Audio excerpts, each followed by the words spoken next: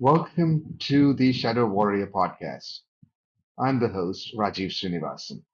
This is episode 111, titled BRICS Plus China's Moves, the Pew Survey. Is this more bad news than good for India? While India is basking in the afterglow of the success of Chandrayaan 3, and deservingly so, it would seem churlish to speak about things going on behind India's back, as it were, that will be harmful to her interests. For there have been a few negative incidents in the recent past, and it would be useful to understand what they mean.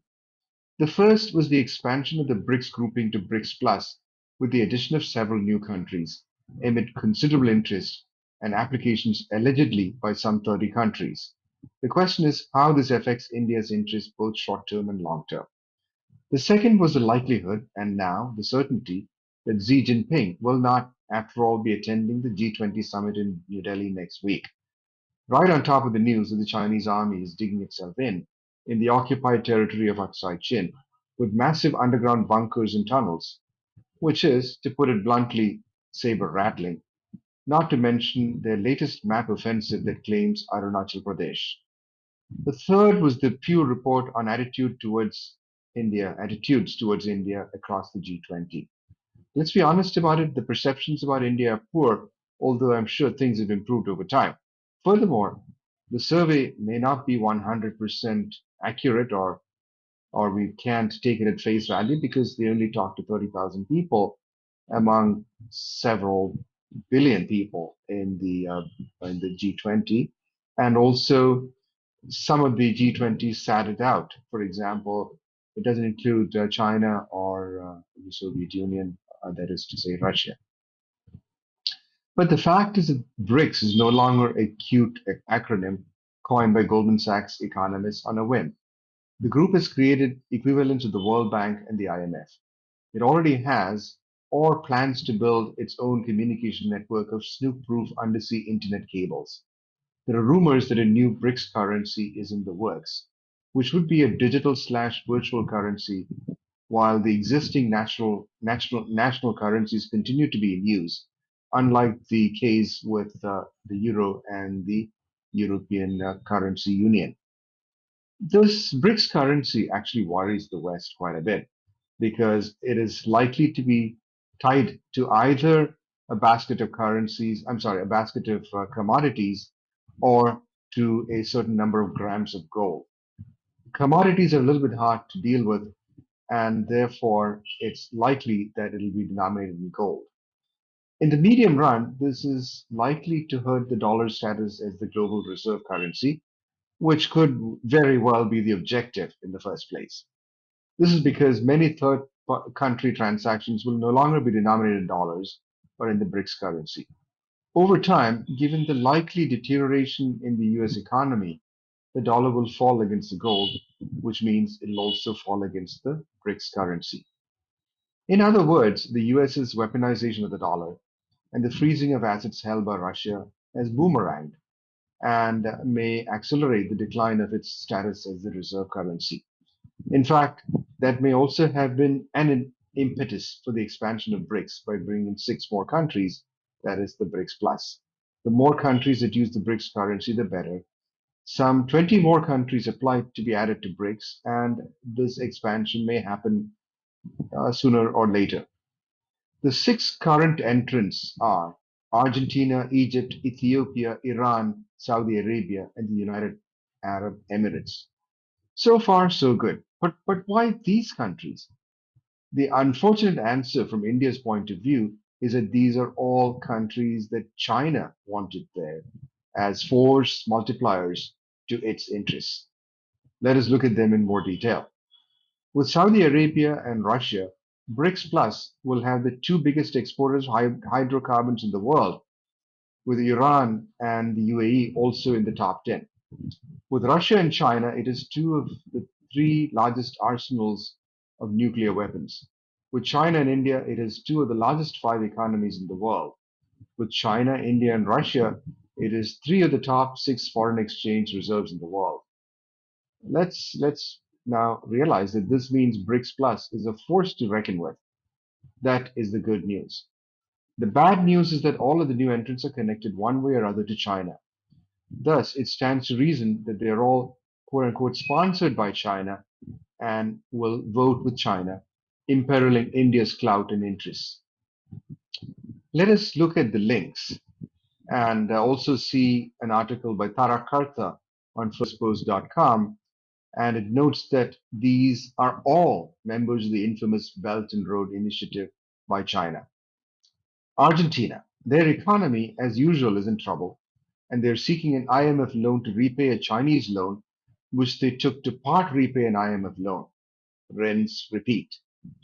Egypt, they have huge outstanding loans, 180 billion, with China as their fourth largest creditor. Ethiopia, they have a 14.3 billion loan outstanding to China. And remember the WHO chief, Tedros. Okay, he's Eritrean, but that's pretty close. Who was so beholden to China? Iran. China is basically bringing Iran out of the isolation that the US imposed on it. They also brokered a deal between Iran and the Saudis. Chances are that Iran will be grateful. Saudi Arabia. MBS has shown how irritated he is with Biden, and that is MBS Mohammed bin Salman, the effective ruler of the country. And this is one more way he can show his irritation. If Saudis go with the petro yuan or the BRICS currency, the dollar's decline will accelerate. UAE, like Saudi Arabia, UAE is also developing economic relations with China as well as India. As a regional entrepot, UAE is seeing a lot of Chinese investment too. Given all this, in effect, the addition of these nations gives China pretty much a veto power over the BRICS Plus group's decisions. Of course, Russia is ever more dependent on China and is unlikely to rock the boat. Surely down the road, China's friends, such as Pakistan, will also be invited to join. All is not lost, however. India is now the swing state in geopolitics that both the factions need to woo, the American led faction and the Chinese led faction. The West seems to believe that they can keep India on as a vassal by allowing it to grow to a certain extent, but make it remain mostly a producer of raw materials and talent. China, I suspect, wants to crush India lest it challenge what it believes is its rightful hegemony in Asia. I guess honey, so to speak, and vinegar. Thus, Chinese saber rattling. There are indications that China is going to continue to press India hard. One is the report that they're laying down tunnels and bunkers on a large scale in Chinese occupied Aksai Chin. This suggests both defensive and offensive intent. I believe this means Xi intends, at best, to intimidate India, at worst, to attack India, rather than Taiwan, not least because the PLA are quite sure none of India's Quad friends will provide material support in that case. It's different with Taiwan, which also has things such as semiconductors that China needs. There are persistent reports of a dramatic slowdown of the Chinese economy, with food stocks low after devastating floods earlier this year. No government likes a hungry populace hit by economic woes. What is the solution? External acts of aggression, of course. Nothing like a nice little war to stimulate those jingoistic sentiments and direct anger outwards. So China has both the means and the motive to attack India in the Himalayas, hoping for a reprise of 1962. They were starving at the time, yet managed to surprise the Indian brass and grab a lot of territory. Now they are much better off, better equipped, and they could calculate that Indians are still fair game. That would be a tactical mistake, but Xi's hubris knows no bounds. I would not be surprised if there is a Chinese attack calculated to disrupt India's scheduled 2024 elections, with fifth columnists doing their usual things. The Chinese do mean what they claim in their maps. We know this from their aggression based on the illusory nine-dash line in the South China Sea. The stories of stapled visas are legion. They have no intention of relaxing their pressure on India, which they consider inferior due to skin color. Chinese are at least as conscious of skin color as anybody else on Earth. Furthermore, they will do anything to make India lose face. which is probably the sentiment behind the reported decision of Xi Jinping to skip the G20 summit in India. Then there is the Pew survey of 30,000 people in 24 countries, mostly from the G20. It is a little point, it's a little disappointing to note that there are persistently negative to indifferent views on India in much of the world, even though things are improving.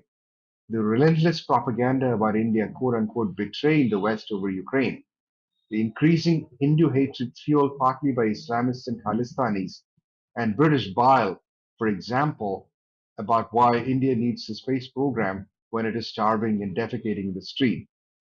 All this adds up. Overall, 34% of respondents outside India are well disposed towards India. Only 28% said India has become more influential. However, 37% support PM Modi. In particular, India is losing popularity among European nationals. Several have become more negative: France, Spain, Germany, UK, Poland. Surprisingly, negative views about India from BRICS plus nations are high. Brazil 43%, Argentina 34%, and South Africa 51%. This is alarming in light of China stacking BRICS with its friends. On the plus side, a narrow majority of respondents in the US, 51%, are positive towards India, though you wouldn't gather that from the Biden administration stance. On the other hand, local perceptions are positive. Indians think things are improving. Well, that's comforting. But clearly, there needs to be more work on the narrative building side and perhaps on trade initiatives. All told, Indians need to come back to earth from the Prajnan and Prajnananda heights. There is much work to be done. September 2, 2003.